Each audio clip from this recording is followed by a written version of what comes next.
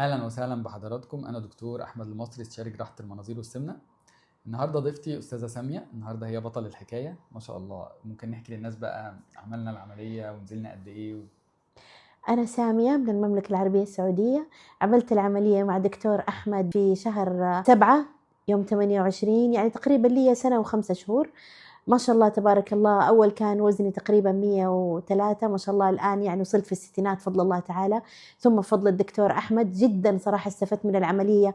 كنت في السابق يعني أنا طبعا عندي ربو، فمرة هذا كان يأثر علي، كان ارتفع الضغط عندي قبل ما أعمل العملية.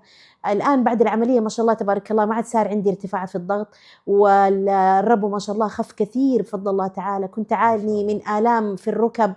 ما شاء الله تبارك الله الآن أقدر أطلع الدرج، أقدر يعني حتى في المطار كنت دائما أخذ ويل شير قبل العملية، بس ما شاء الله تبارك الله الآن ابني يقول لي خذي ويل شير عشان يمشونا بسرعة، بقول له لا أنا عايز أمشي لوحدي. ما شاء الله. فبجد ما شاء الله يعني شكرا لله سبحانه وتعالى، ثم للدكتور أحمد ربنا حقيقة. يخليك يا رب. يعني دكتور رائع، وغير كده ما شاء الله يعني يمتاز برحابة الصدر، وما شاء الله عليه يعني جدا إنسان متميز في عمله. الله تسلم لي يوفقك، ذوقك، أتمنى ربنا لك يخليك يا التوفيق. رب ودايما بالتوفيق. شكرا. شكرا.